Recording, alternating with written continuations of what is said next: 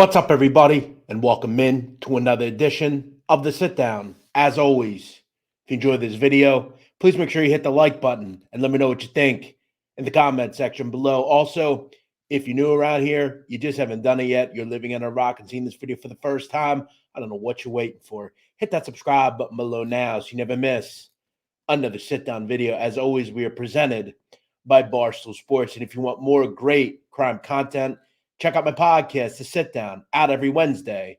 The link is in the description below. Today, ladies and gentlemen, we are going to get into another very interesting crime topic. And we always talk on this channel about underrated individuals that were in the mafia, men that were associates, soldiers, and even bosses that rose in the hierarchy of the mafia and did it, and not a lot of people talk about it.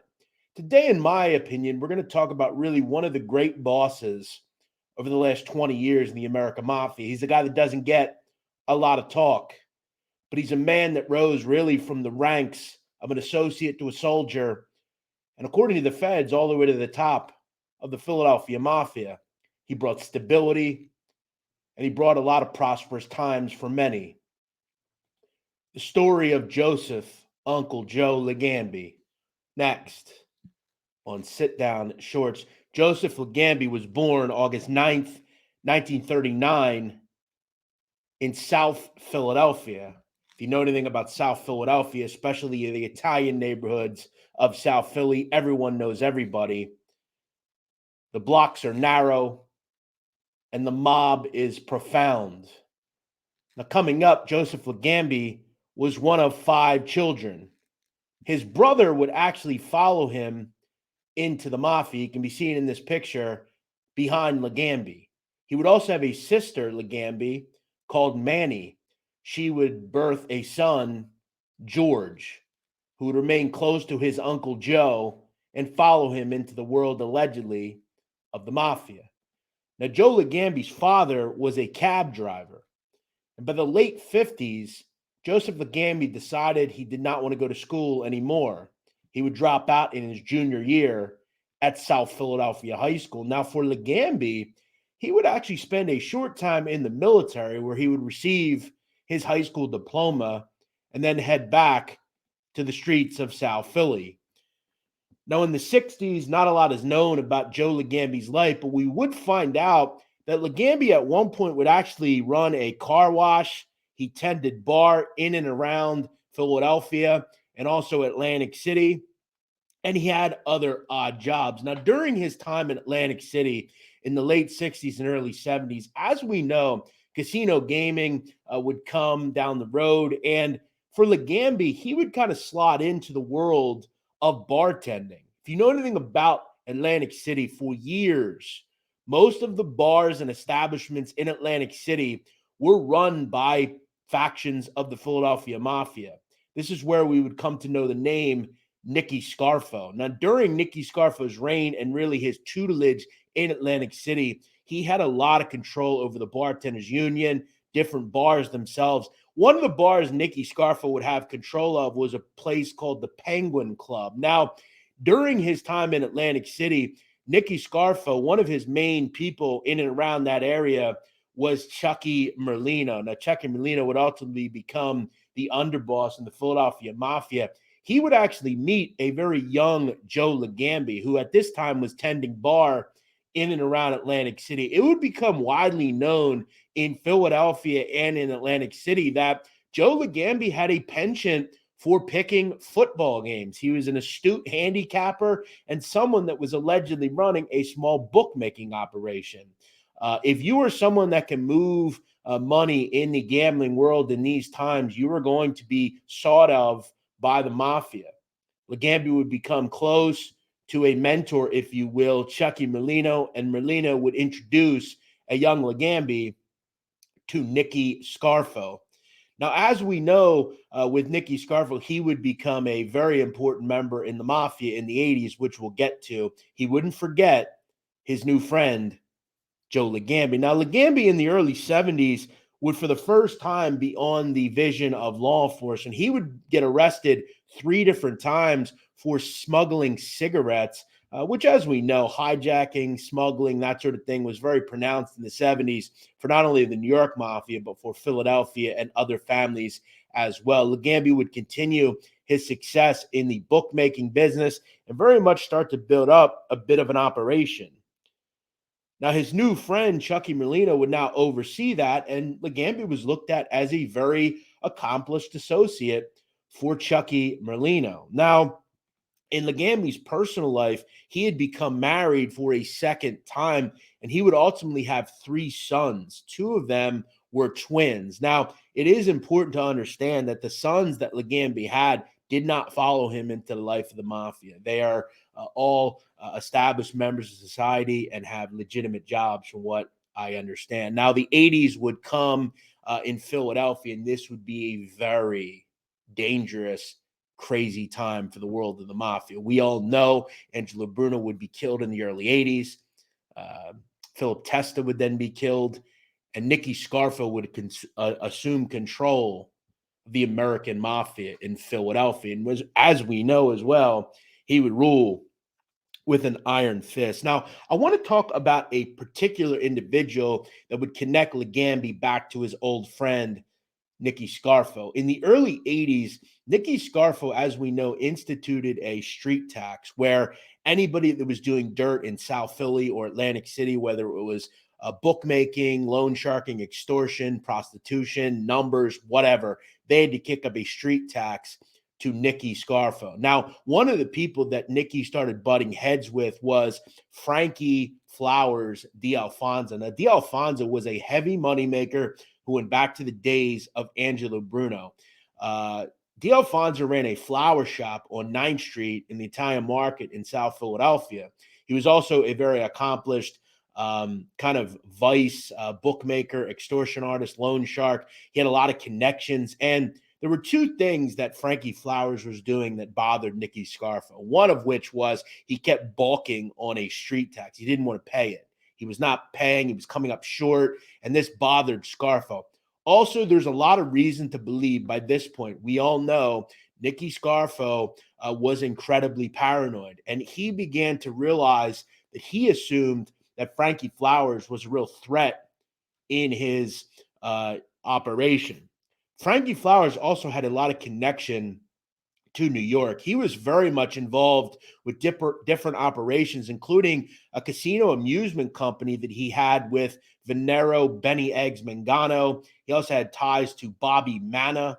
But by this point, Scarfo was getting sick and tired of Frankie Flowers D'Alfonso. He would initially decide in the early 80s that he wanted to have Frankie Flowers actually killed. He would go to Bobby Manna to sanction this hit because he knew the fact that Mr. D'Alfonso had connections with Benny Eggs, and that would move up to the upper echelon and Bobby Manna. Now, Bobby Manna would instruct Nicky Scarfo to essentially have D'Alfonso beaten up, and maybe he would start compromising with the street tax idea.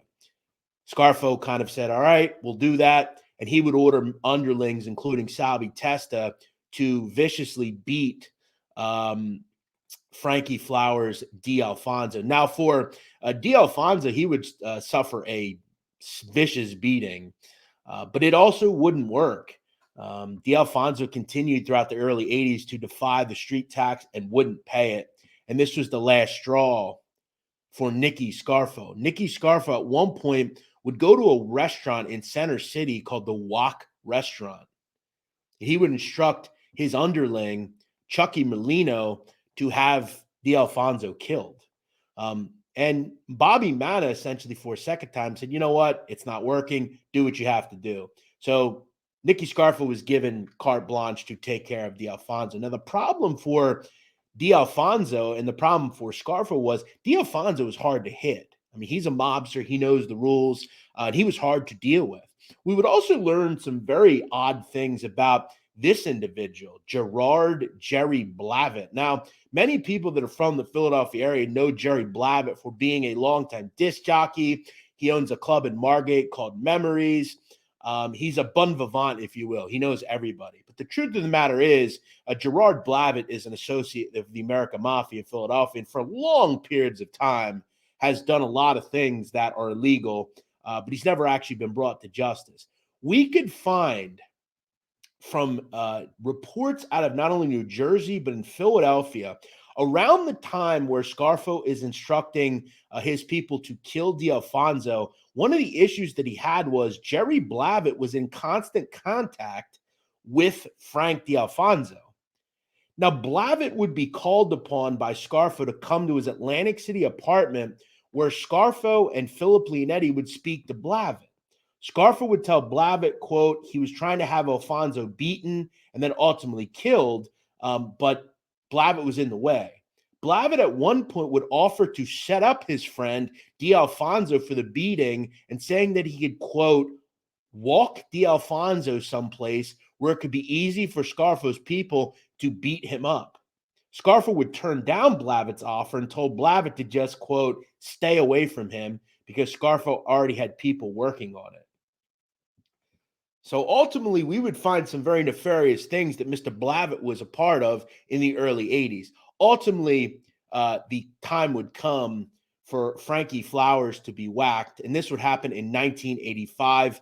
Chucky Merlino would instruct multiple young associates in the crew that he had to kill D'Alfonso. And this all circles back to Joe Legambi. Allegedly, that day in June of 1985, Joe Legambi and Philip Narducci were allegedly the trigger men in killing Frankie Flowers. He would be viciously shot on a street corner in front of a delicatessen. Now, the problem for Legambi was there were several witnesses, including two young kids who were selling water ice on the corner. This would come back to haunt Joe Legambi down the road. Ultimately, in 1985 and into 1986, Joe Legambi would become a member of the Philadelphia Mafia. Nicky Scarfo would continue to rule with an iron fist, but it wouldn't last long. As we know, in 1987, Nicky Scarfo, Chucky Merlino, Joe Legambi, and other members of the Philadelphia crime family would be indicted for multiple racketeering cases, including the murder of Frankie Flowers D'Alfonso. Legambi had to realize that there were witnesses. All the stuff would come together to essentially put him away for the rest of his natural life. Now, his lawyer would actually get a lot of the racketeering charges thrown out, but ultimately he would be found guilty and receive a life sentence alongside Nicky Scarfo, Chucky Merlino, Fafi Anarella, and other members of the mafia. Legambi had to realize he was going away, and that would be that. In 1992, however, the state would cite misconduct on the side of the prosecution and order a new trial.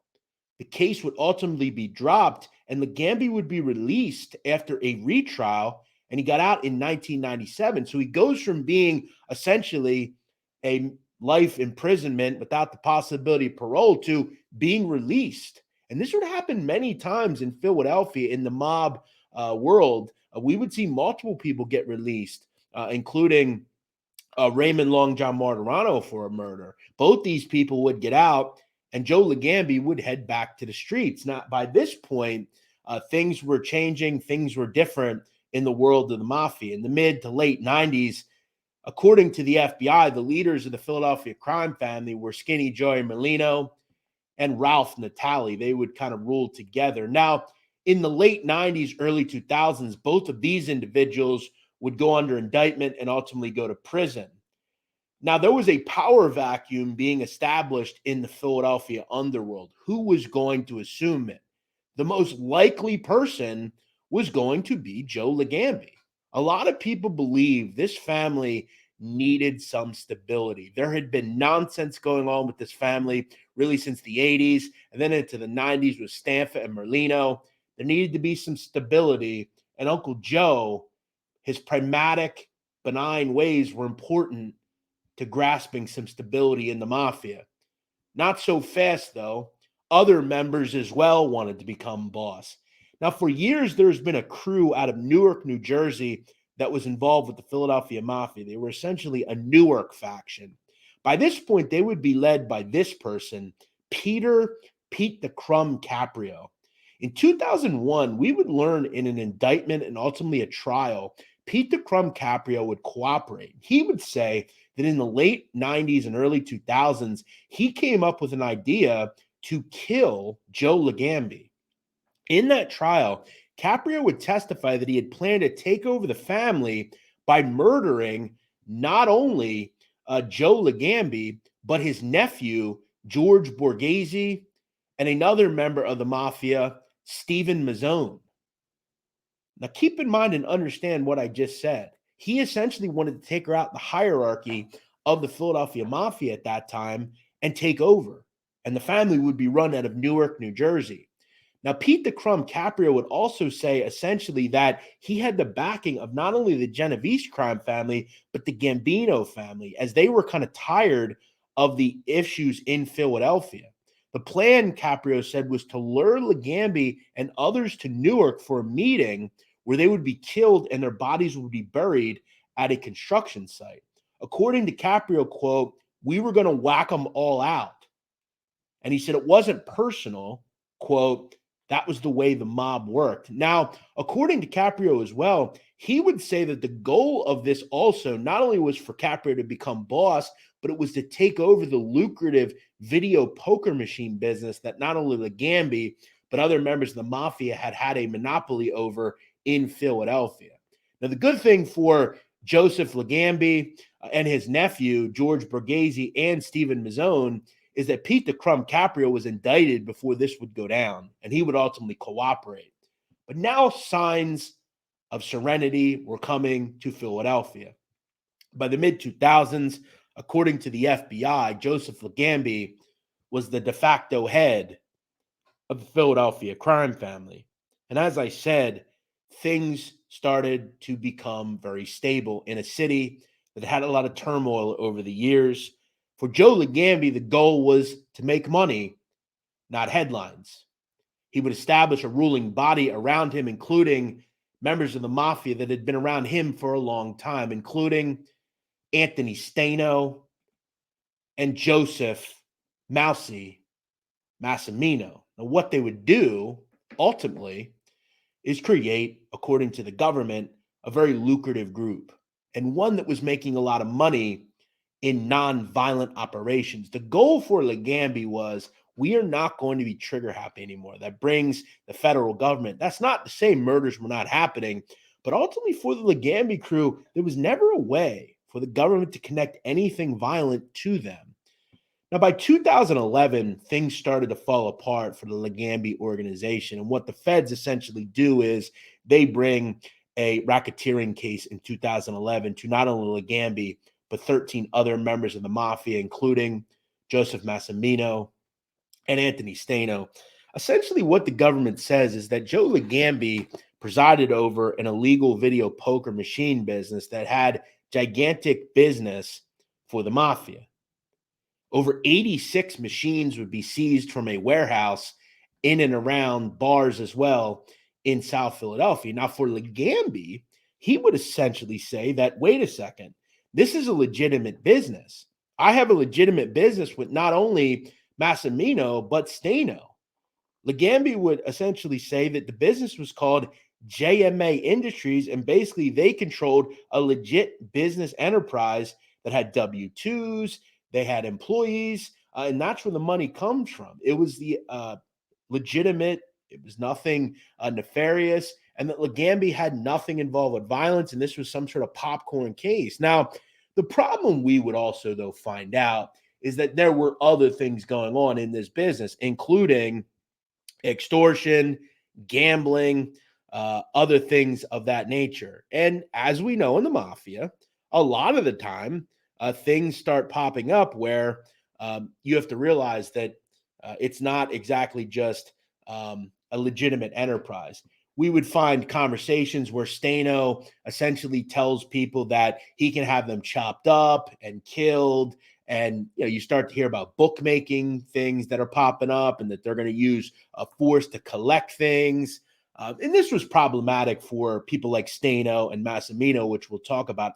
A lot of the testimony hung on this individual, Louis Bentfinger Lou, Monticello. Now, we would find out that he was also not very believable, and a lot of the time, no one really believed him. Now, according to the lawyers of Joe Legambi, they would cite that there were no violence in this case and that it's a pretty benign case, if we're being honest. And that's exactly what Legambi tried to persuade.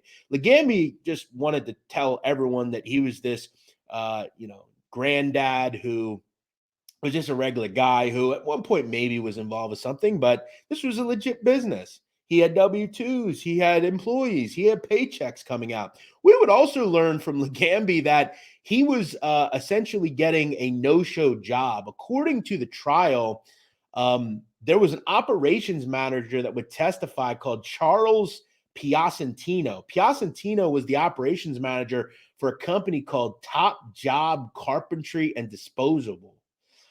We would learn that authorities allege that there was a no-show job for Legambi in which he collected a weekly salary of $1,000 in addition to health benefits, and that, according to Piacentino, he would only see Legambi on Thursdays. That was the day we cut our checks. Now, one of the charges in the racketeering case would be that Legambi allegedly collected over $220,000 in medical benefits from a Teamsters Health and Welfare Fund under the contract the union had with Top Job. The indictment would also allege that Legambi did no work at all for the company and was not entitled to those benefits. Prosecutors would expect to conclude that their presentation of the 2-month-old Wednesday morning trial was enough and that they could convict him for racketeering. Now, I also want to bring up that the owner of the company, a person called Mauro Gaffredo, he actually passed away in 2006, so they couldn't bring him in on this. He allegedly was the conduit between getting Legambi this no-show job that he had. He also would say, Piacentino, that he didn't understand why the firm needed a salesman and that we were just kind of essentially giving money away to him for no reason. Now, a manager of sorts would also discuss that she never had seen Mr. Legambi at any point in the job as well. So there was a lot of things that were coming out, but this wasn't really heavy stuff. It's not like there were violence being instructed. Now, at one point in the indictment, we would find out that multiple members that were in this indictment, including a person called Damon Canalicchio, he would at one point allegedly threaten a debtor saying, quote, "We need Uncle Joe's money." So it was widely regarded that the money was all flowing up top to Joe Legambi. The problem for the federal government was they couldn't get charges to stick. In 2014, 2 juries would both be hung on charges, and that was that. Joe Legambi would be released. He would be seen walking out of the courtroom, and his family would talk about the fact that they were ecstatic. Everybody was happy. And to this day, Joe Legambi has essentially been pretty quiet. The thought is he is retired and he is living out the rest of his golden years in relative anonymity. Legambi can be seen generally sunbathing at his home in the posh neighborhood of Packer Park in Philadelphia. If you're familiar with that area, Packer Park is within yards away from the sports complex area. It's one of the nicest areas in Philadelphia. Joe Legambi has a beautiful home, and from what I understand, he spends a lot of his summers in the posh area of Longport, one of the nicest cities in New Jersey, just south of Atlantic City. Joe Legambi today is 83 years old. He is said to be a very nice individual, very welcoming, and has been respected in many communities. I have heard stories as well that he's even gotten jobs for people. He's a very welcoming guy and looked at as a respected guy in and around Philadelphia. Now, I want to conclude this with what would ultimately happen to some of the co-defendants in this case. 11 people would ultimately be convicted in this case, including Anthony Stano. He would be hit with an 8-year bid, and he was released in 2020.